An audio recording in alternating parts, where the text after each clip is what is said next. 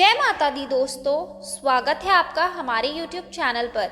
आज मैं आपको इस वीडियो में श्री सत्यनारायण व्रत कथा के सभी अध्याय सुनाऊंगी। यह अध्याय कुल 5 है, जिसमें से पहला अध्याय कुछ इस प्रकार है। श्री व्यास जी ने कहा, एक समय नैमिषारण्य तीर्थ में शौनक आदि सभी ऋषियों तथा मुनियों ने पुराण शास्त्र के वेता श्री सूजी महाराज से पूछा, महामुने, किस व्रत अथवा तपस्या से मनोवांछित फल प्राप्त होता है, उसे हम सब सुनना चाहते हैं, आप कहे। श्री सूत जी बोले, इसी प्रकार देवर्षि नारद जी के द्वारा भी पूछे जाने पर भगवान कमलापति ने उनसे जैसा कहा था उसे मैं कह रहा हूँ, आप लोग ध्यान पूर्वक सुने। एक समय योगी नारद जी लोगों के कल्याण की कामना से विविध लोकों में भ्रमण करते हुए मृत्यु लोक में आए और यहाँ उन्होंने अपने कर्म फल के अनुसार नाना योनियों में उत्पन्न सभी प्राणियों को अनेक प्रकार के कलेश दुख भोगते हुए देखा तथा किस उपाय से इनके दुखों का सुनिश्चित रूप से नाश हो सकता है, ऐसा मन में विचार करके वे विष्णु लोक को गए। वहां 4 भुजाओं वाले शंख, चक्र, गदा, पद्मा तथा वनमाला से विभूषित शुक्ल वर्ण भगवान श्री नारायण का दर्शन कर उन देवाधिदेव की वे स्तुति करने लगे। नारद जी बोले, हे वाणी और मन से परे स्वरूप वाले, अनंत शक्ति संपन्न, आदि मध्य और अंत से रहित, निर्गुण और सकल कल्याणमय, गुण गणों से संपन्न, स्थावर जंगमात्मक निखिल सृष्टि प्रपंच के कारणभूत तथा भक्तों की पीड़ा नष्ट करने वाले परमात्मन, आपको नमस्कार है। स्तुति सुनने के अनंतर भगवान विष्णु जी ने नारद जी से कहा, महाभाग, आप किस प्रयोजन से यहाँ आए हैं, आपके मन में क्या है, कहिए, वह सब कुछ मैं आपको बताऊंगा। नारद जी बोले, भगवन, मृत्युलोक में अपने पाप कर्मों के द्वारा विभिन्न योनियों में उत्पन्न सभी लोग बहुत प्रकार के क्लेशों से दुखी हो रहे हैं। हे नाथ, किस लघु उपाय से उनके कष्टों का निवारण हो सकेगा? यदि आपकी मेरे ऊपर कृपा हो तो वह सब मैं सुनना चाहता हूँ, उसे बताएं। श्री भगवान ने कहा, हे वत्स, संसार के ऊपर अनुग्रह करने की इच्छा से आपने बहुत अच्छी बात पूछी है।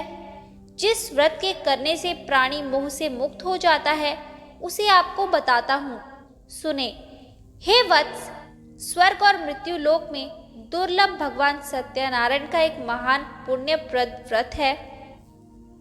आपके स्नेह के कारण इस समय मैं उसे कह रहा हूँ। अच्छी प्रकार विधि विधान से भगवान सत्यनारायण व्रत करके मनुष्य शीघ्र ही सुख प्राप्त कर परलोक में मोक्ष प्राप्त कर सकता है।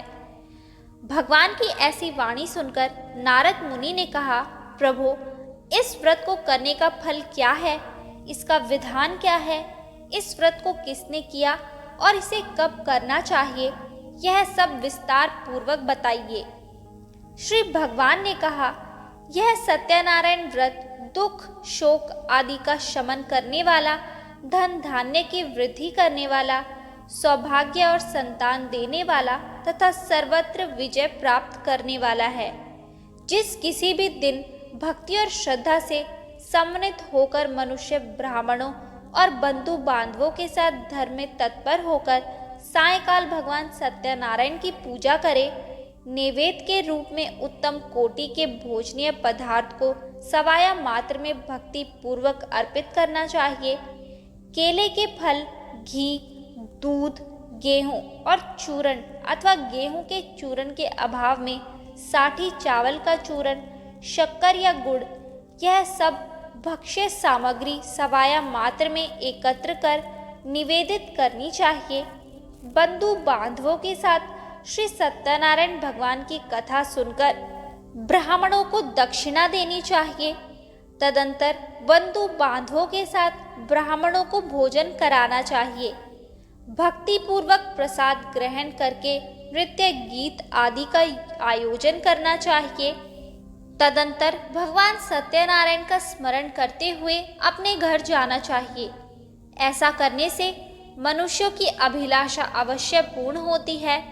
विशेष रूप से कलयुग में पृथ्वी लोक में यह सबसे छोटा सा उपाय है। आइए अब करते हैं दूसरा अध्याय प्रारंभ। श्री सूत जी बोले, हे द्विजो, अब मैं पुनः पूर्व काल में जिसने सत्यनारायण व्रत को किया था उसे भली भांति विस्तार पूर्वक कहूंगा। रमणीय काशी नामक नगर में कोई अत्यंत निर्धन ब्राह्मण रहता था। भूख और प्यास से व्याकुल होकर वह प्रतिदिन पृथ्वी पर भटकता रहता था। ब्राह्मण प्रिय भगवान ने उस दुखी ब्राह्मण को देखकर वृद्ध ब्राह्मण का रूप धारण करके उस द्विज से आदर पूर्वक पूछा, हे विप्र, प्रतिदिन अत्यंत दुखी होकर तुम किस लिए पृथ्वी पर भ्रमण करते रहते हो? हे द्विज श्रेष्ठ, यह सब बतलाओ, मैं सुनना चाहता हूँ। ब्राह्मण बोला, प्रभो, मैं अत्यंत दरिद्र ब्राह्मण हूँ और भिक्षा के लिए ही पृथ्वी पर घूम रहा हूँ। यदि मेरी इस दरिद्रता को दूर करने का आप कोई उपाय जानते हो तो कृपा पूर्वक बतलाइए। वृद्ध ब्राह्मण बोला, हे ब्राह्मण देव, सत्यनारायण भगवान विष्णु अभिष्ट फल को देने वाले हैं। हे विप्र, तुम उनका उत्तम व्रत करो, जिसे करने से मनुष्य सभी दुखों से मुक्त हो जाता है। व्रत के विधान को भी ब्राह्मण से यत्न पूर्वक कहकर वृद्ध ब्राह्मण रूपधारी भगवान विष्णु वहीं पर अंतर ध्यान हो गए। वृद्ध ब्राह्मण ने जैसा कहा है उस व्रत को अच्छी प्रकार से वैसे ही करूंगा। यह सोचते हुए उस ब्राह्मण को रात में नींद नहीं आई। अगले दिन प्रातःकाल उठकर सत्यनारायण का व्रत करूंगा, ऐसा संकल्प करके वह ब्राह्मण भिक्षा के लिए चल पड़ा। उस दिन ब्राह्मण को भिक्षा में बहुत सा धन प्राप्त हुआ। उसी धन से उसने बंधु बांधवों के साथ भगवान सत्यनारायण का व्रत किया। इस व्रत के प्रभाव से वह श्रेष्ठ ब्राह्मण सभी दुखों से मुक्त होकर समस्त संपत्तियों से संपन्न हो गया। उस दिन से लेकर प्रत्येक महीने उसने यह व्रत किया। इस प्रकार भगवान सत्यनारायण के इस व्रत को करके वह श्रेष्ठ ब्राह्मण सभी पापों से मुक्त हो गया और उसने दुर्लभ मोक्ष पद को प्राप्त किया।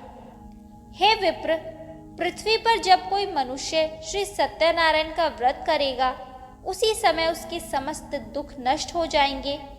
हे ब्राह्मणों, इस प्रकार भगवान नारायण ने महात्मा नारद जी से जो कुछ कहा मैंने वह सब आप लोगों से कह दिया। आगे अब और क्या कहूँ। हे मुने, इस पृथ्वी पर उस ब्राह्मण से सुने हुए इस व्रत को किसने किया, हम वह सब सुनना चाहते हैं। उस व्रत पर हमारी श्रद्धा हो रही है। श्री सूत जी बोले, मुनियों, पृथ्वी पर जिसने यह व्रत किया उसे आप लोग सुने। एक बार वह द्विज श्रेष्ठ अपनी धन संपत्ति के अनुसार बंधु बांधवों तथा परिवार जनों के साथ व्रत करने के लिए उद्यत हुआ। इसी बीच एक लकड़हारा वहां आया और लकड़ी बाहर रखकर उस ब्राह्मण के घर गया। प्यास से व्याकुल वह उस ब्राह्मण को व्रत करता हुआ देख प्रणाम करके उससे बोला, प्रभो, आप यह क्या कर रहे हैं? इसके करने से किस फल की प्राप्ति होती है? विस्तार पूर्वक मुझसे कहिए। विप्र ने कहा, यह सत्यनारायण का व्रत है जो सभी मनोरथों को प्रदान करने वाला है। उसी के प्रभाव से मुझे यह सब महान धन धान्य आदि प्राप्त हुआ है। जल पीकर तथा प्रसाद ग्रहण करके वह नगर चला गया। सत्यनारायण देव के लिए मन से ऐसा सोचने लगा कि आज लकड़ी बेचने से जो धन प्राप्त होगा उसी धन से भगवान सत्यनारायण का श्रेष्ठ व्रत करूंगी। इस प्रकार मन से चिंतन करता हुआ लकड़ी को मस्तक पर रखकर उस सुंदर नगर में गया जहाँ धन संपन्न लोग रहते थे। उस दिन उसने लकड़ी का दुगना मूल्य प्राप्त किया। इसके बाद प्रसन्न हृदय होकर वह पके हुए केले का फल, शर्करा, घी, दूध और गेहूं का चूर्ण सवाया मात्र में लेकर अपने घर आया। तत्पश्चात उसने अपने बांधवों को बुलाकर विधि विधान से भगवान श्री सत्यनारायण का व्रत किया। उस व्रत के प्रभाव से वह धन पुत्र से संपन्न हो गया और इस लोक में अनेक सुखों का उपभोग कर अंत में सत्यपुर अर्थात वैकुंठ लोक को चला गया। आइए अब सुनते हैं तीसरा अध्याय। श्री सूत जी बोले, श्रेष्ठ मुनियों, अब मैं पुनः आगे की कथा कहूंगा, आप लोग सुने।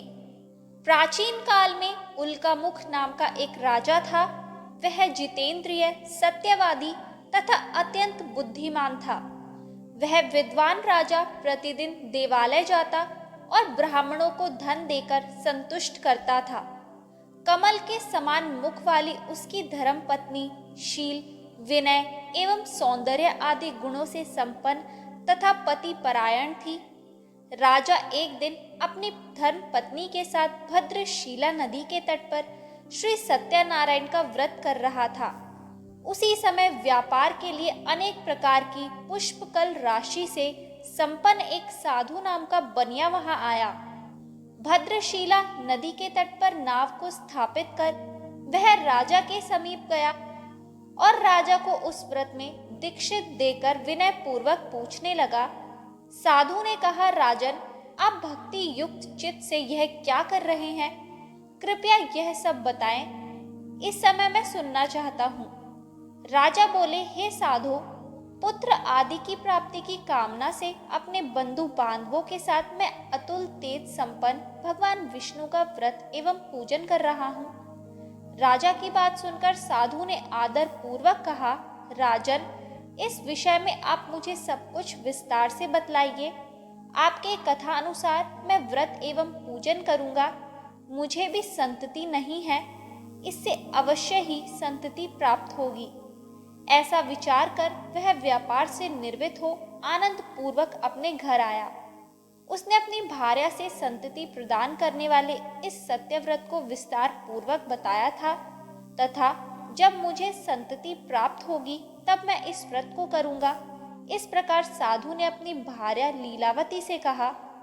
एक दिन उसकी लीलावती नाम की सती साध्वी भार्या पति के साथ आनंद चित्त से ऋतुकालीन धर्माचरण में प्रवृत्त हुई और भगवान श्री सत्यनारायण की कृपा से उसकी वह भार्या गर्भिणी हुई।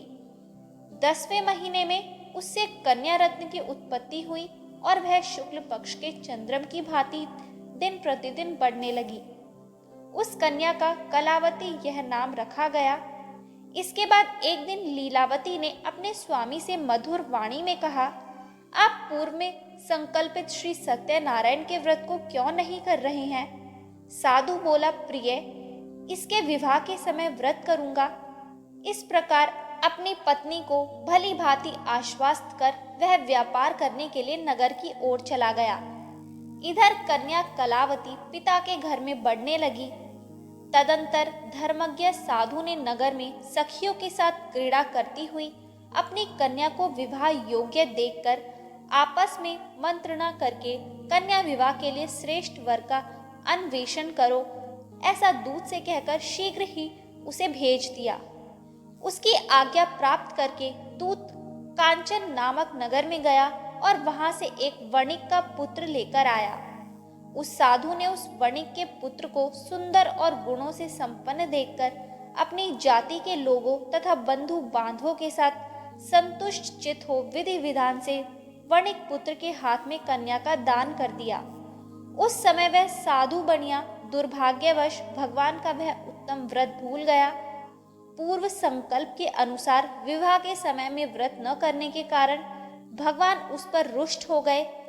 कुछ समय के पश्चात अपने व्यापार कर्म में कुशल वह साधु बनिया काल की प्रेरणा से अपने दामाद के साथ व्यापार करने के लिए समुद्र के समीप स्थित रत्न सारपुर नामक सुंदर नगर में गया और अपने श्री संपन्न दामाद के साथ वहां व्यापार करने लगा। उसके बाद वे दोनों राजा चंद्रकेतु के रमणीय उस नगर में गए। उसी समय भगवान श्री सत्यनारायण ने उसे भ्रष्ट प्रतिज्ञ देखकर इसे दारुण, कठिन और महान दुख प्राप्त होगा यह श्राप दे दिया। एक दिन एक चोर राजा चंद्रकेतु के धन को चुराकर वहीं आया जहां दोनों वणिक स्थित थे। वह अपने पीछे दौड़ते हुए दूतों को देखकर भयभीत चित्त से धन वहीं छोड़कर शीघ्र ही छिप गया। इसके बाद राजा के दूत वहां आ गए जहां वह साधु वणिक था। वहां राजा के धन को देखकर वे दूत उन दोनों वणिक पुत्रों को बांध कर ले आए और हर्ष पूर्वक दौड़ते हुए राजा से बोले, प्रभो, हम 2 चोर पकड़ लाए हैं, इन्हें देखकर आप आज्ञा दे। राजा की आज्ञा से दोनों शीघ्र ही दृढ़ता पूर्वक बांधकर बिना विचार किए महान कारागार में डाल दिए गए। भगवान सत्यदेव की माया से किसी ने उन दोनों की बात नहीं सुनी और राजा चंद्रकेतु ने उन दोनों का धन भी ले लिया।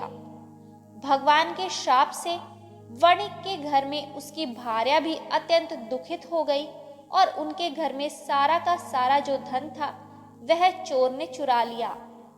लीलावती शारीरिक तथा मानसिक पीड़ाओं से युक्त, भूख और प्यास से दुखी हो अन्न की चिंता से दर दर भटकने लगी। कलावती कन्या भी भोजन के लिए इधर उधर प्रतिदिन घूमने लगी। एक दिन भूख से पीड़ित कलावती एक ब्राह्मण के घर गई। वहां जाकर उसने श्री सत्यनारायण के व्रत पूजन को देखा। वहां बैठकर उसने कथा सुनी और वरदान मांगा। उसके बाद प्रसाद ग्रहण करके वह कुछ रात होने पर घर आई। माता ने कलावती कन्या से प्रेम पूर्वक पूछा, पुत्री, रात में तू कहाँ रुक गई थी? तुम्हारे मन में क्या है? कलावती कन्या ने तुरंत माता से कहा, माँ, मैंने एक ब्राह्मण के घर में मनोरथ प्रदान करने वाला व्रत देखा है।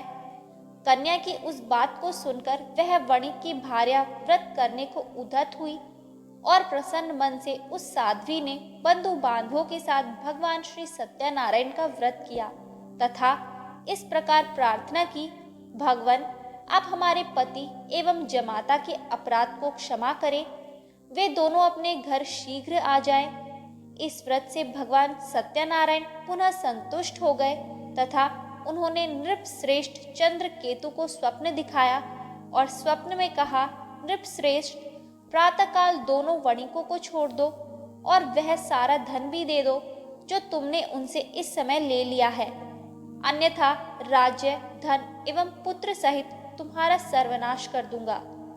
राजा से स्वप्न में ऐसा कहकर भगवान सत्यनारायण अंतर्ध्यान हो गए। इसके बाद प्रातःकाल राजा ने अपने सभासदों के साथ सभा में बैठकर अपना स्वप्न लोगों को बताया और कहा, दोनों बंदी वणिक पुत्रों को शीघ्र ही मुक्त कर दो। राजा की ऐसी बात सुनकर वे राजपुरुष दोनों महाजनों को बंद मुक्त करके राजा के सामने लाकर विनय पूर्वक बोले, महाराज, बेड़ी बंधन से मुक्त करके दोनों वणिक पुत्र लाए गए हैं। इसके बाद दोनों महाजन नृपश्रेष्ठ चंद्रकेतु को प्रणाम करके अपने पूर्व वृतांत का स्मरण करते हुए भय विहीन हो गए और कुछ बोल न सके। राजा ने वणिक पुत्रों को देखकर आदर पूर्वक कहा, आप लोगों को प्रारब्धवश यह महान दुख प्राप्त हुआ है, इस समय अब कोई भय नहीं है। ऐसा कहकर उनकी बेड़ी खुलवाकर क्षौर कर्म आदि कराया। राजा ने वस्त्र अलंकार देकर उन दोनों वणिक पुत्रों को संतुष्ट किया तथा सामने बुलाकर वाणी द्वारा अत्यधिक आनंदित किया। पहले जो धन लिया था उसे दुगना करके दिया। उसके बाद राजा ने पुनः उनसे कहा, साधो, अब आप अपने घर को जाएं। राजा को प्रणाम करके आपकी कृपा से हम जा रहे हैं। ऐसा कहकर उन दोनों महावेशों ने अपने घर की ओर प्रस्थान किया। अब मैं आपको चौथा अध्याय सुनाऊंगी। श्री सूत जी बोले, साधु बन या मंगलाचरण कर और ब्राह्मणों को धन देकर अपने नगर के लिए चल पड़ा। साधु के कुछ दूर जाने पर भगवान सत्यनारायण की उसकी सत्यता की परीक्षा के विषय में जिज्ञासा हुई। साधु, तुम्हारी नाव में क्या भरा है?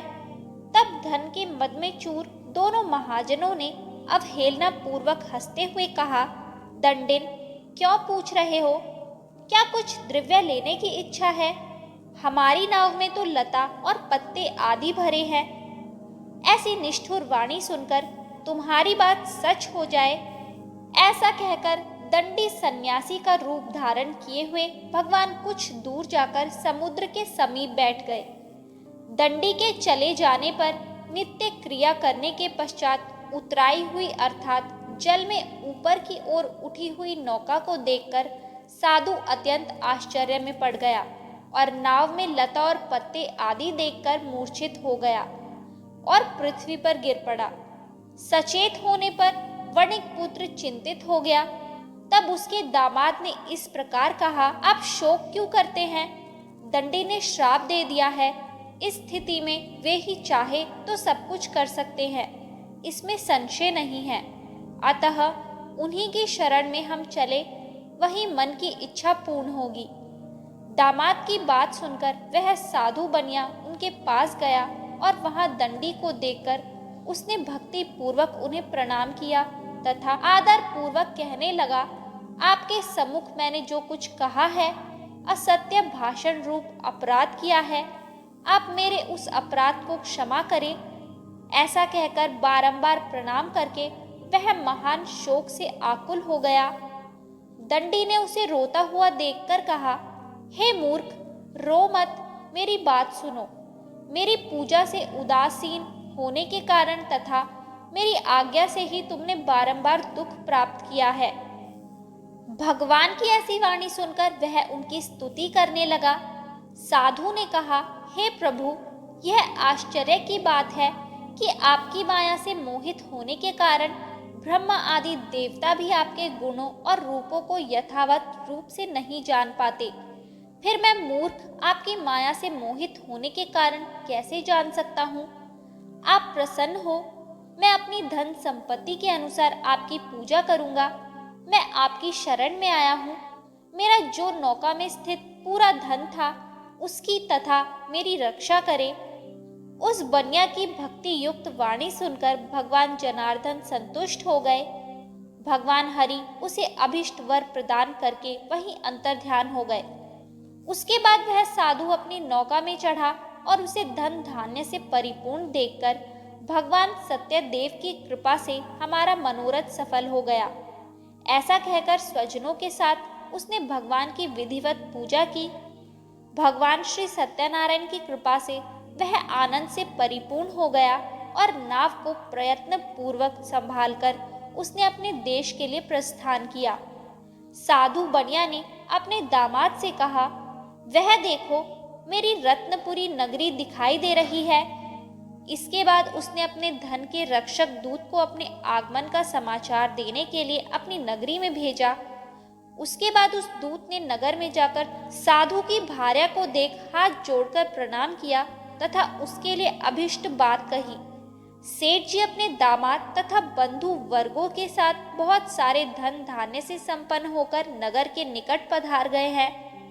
दूत के मुख से यह बात सुनकर वह महान आनंद से विहल हो गई और उस साध्वी ने श्री सत्यनारायण की पूजा करके अपनी पुत्री से कहा, मैं साधु के दर्शन के लिए जा रही हूँ, तुम शीघ्र आओ।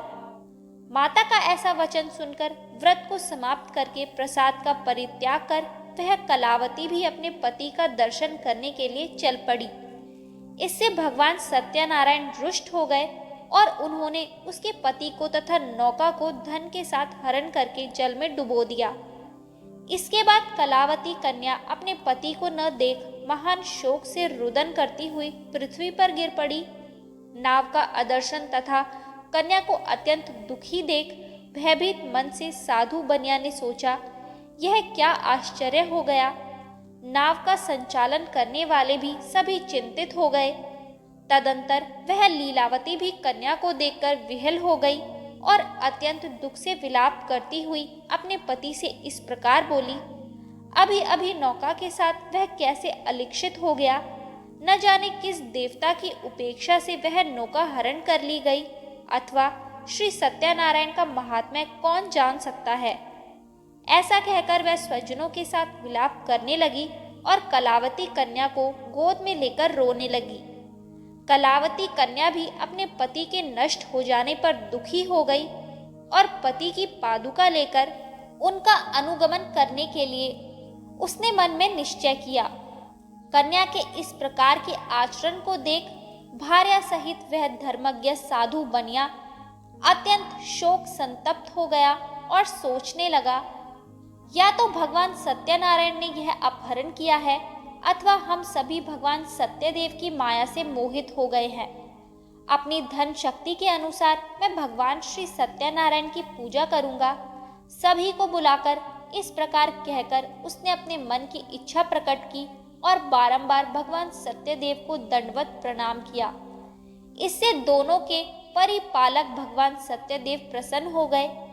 भक्त वत्सल भगवान ने कृपा पूर्वक कहा, तुम्हारी कन्या प्रसाद छोड़कर अपने पति को देखने चली आई है।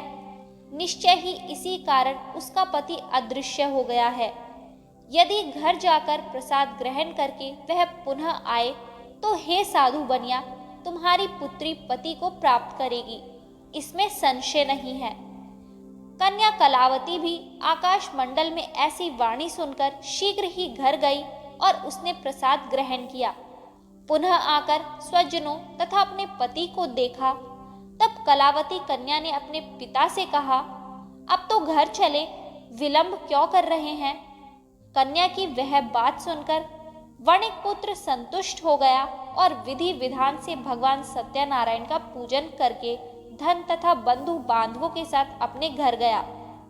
तदंतर पूर्णिमा तथा संक्रांति पर्वों पर भगवान सत्यनारायण का पूजन करते हुए इस लोक में सुख भोग कर अंत में वह सत्यपुर वैकुंठ लोक में चला गया। आइए अब सुनते हैं 5वां अध्याय। श्री सूत जी बोले, श्रेष्ठ मुनियों, अब इसके बाद मैं दूसरी कथा कहूंगा, आप लोग सुने। अपनी प्रजा का पालन करने में तत्पर तुंगध्वज नामक एक राजा था। उसने सत्यदेव के प्रसाद का परित्याग करके दुख प्राप्त किया। एक बार वह वन में जाकर और वहां बहुत से पशुओं को मारकर वट वृक्ष के नीचे आया। वहां उसने देखा कि गोपगण बंधु बांधवों के साथ संतुष्ट होकर भक्ति पूर्वक भगवान सत्यदेव की पूजा कर रहे हैं। राजा यह देखकर भी अहंकारवश न तो वहां गया और न उसे भगवान सत्यनारायण को प्रणाम किया। पूजन के बाद सभी गोपगण भगवान का प्रसाद राजा के समीप रखकर वहां से लौट आए और इच्छा अनुसार उन सभी ने भगवान का प्रसाद ग्रहण किया। इधर राजा को प्रसाद का परित्याग करने से बहुत दुख हुआ। उसका संपूर्ण धन धान्य एवं सभी 100 पुत्र नष्ट हो गए। राजा ने मन में यह निश्चय किया कि अवश्य ही भगवान सत्यनारायण ने हमारा नाश कर दिया है, इसलिए मुझे वहां जाना चाहिए जहां श्री सत्यनारायण का पूजन हो रहा था। ऐसा मन में निश्चय करके वह राजा गोप गणों के समीप गया और उसने गोप गणों के साथ भक्ति श्रद्धा से युक्त होकर विधि पूर्वक भगवान सत्यदेव की पूजा की। भगवान सत्यदेव की कृपा से वह पुनः धन और पुत्रों से संपन्न हो गया तथा इस लोक में सभी सुखों का उपभोग कर अंत में सत्यपुर वैकुंठ लोक को प्राप्त हुआ। श्री सूत जी कहते हैं, जो व्यक्ति इस परम दुर्लभ श्री सत्यनारायण के व्रत को करता है और पुण्यमयी तथा फल प्रदायिनी भगवान की कथा को भक्ति युक्त होकर सुनता है, उसे भगवान सत्यनारायण की कृपा से धन धान्य आदि की प्राप्ति होती है। दरिद्र धनवान हो जाता है, बंधन में पड़ा हुआ बंधन से मुक्त हो जाता है, डरा हुआ व्यक्ति भय मुक्त हो जाता है। यह सत्य बात है, इसमें संशय नहीं है। इस लोक में वह सभी इप्सित फलों को भोग प्राप्त करके अंत में सत्यपुर वैकुंठ लोक को जाता है। हे ब्राह्मणों, इस प्रकार मैंने आप लोगों से भगवान सत्यनारायण के व्रत को कहा, जिसे करके मनुष्य सभी दुखों से मुक्त हो जाता है। कलयुग में तो भगवान सत्यदेव की पूजा विशेष फल प्रदान करने वाली है। भगवान विष्णु को ही कुछ लोग काल, कुछ लोग सत्य, कोई ईश और कोई सत्यदेव तथा दूसरे लोग सत्यनारायण नाम से कहेंगे। अनेक रूप धारण करके भगवान सत्यनारायण सभी का मनोरथ सिद्ध करते हैं। कलयुग में सनातन भगवान विष्णु ही सत्यव्रत रूप धारण करके सभी का मनोरथ पूर्ण करने वाले होंगे। हे श्रेष्ठ मुनियों, जो व्यक्ति नित्य भगवान सत्यनारायण की इस व्रत कथा को पढ़ता है, सुनता है, भगवान सत्यनारायण की कृपा से उसके सभी पाप नष्ट हो जाते हैं। हे मुनीश्वरों, पूर्व काल में जिन लोगों ने भगवान सत्यनारायण का व्रत किया था, उसके अगले जन्म का वृतांत कहता हूँ। आप लोग सुने, महान प्रज्ञा संपन्न शतानंद नाम के ब्राह्मण सत्यनारायण व्रत करने के प्रभाव से दूसरे जन्म में सुदामा नामक ब्राह्मण हुए और उस जन्म में भगवान श्री कृष्ण का ध्यान करके उन्होंने मोक्ष प्राप्त किया। लक्कड़हारा बिल गुहो का राजा हुआ और अगले जन्म में उसने भगवान श्री राम की सेवा करके मोक्ष प्राप्त किया। महाराज उल्कामुख दूसरे जन्म में राजा दशरथ हुए, जिन्होंने श्री रंगनाथ जी की पूजा करके अंत में वैकुंठ प्राप्त किया। इसी प्रकार धार्मिक और सत्यव्रती साधु पिछले जन्म के सत्यव्रत के प्रभाव से दूसरे जन्म में मोरध्वज नामक राजा हुआ। उसने आरे सींचकर अपने पुत्र की आधी देह भगवान विष्णु को समर्पित कर मोक्ष प्राप्त किया। महाराज तुंगध्वज जन्मांतर में स्वयंभू मनु हुए और भगवत संबंधी संपूर्ण कार्यों का अनुष्ठान करके वैकुंठ लोक को प्राप्त हुए। जो गोपगण थे वे सब जन्मांतर में व्रज मंडल में निवास करने वाले गोप हुए और सभी राक्षसों का संहार करके उन्होंने भी भगवान का शाश्वत धाम गोलोक प्राप्त किया।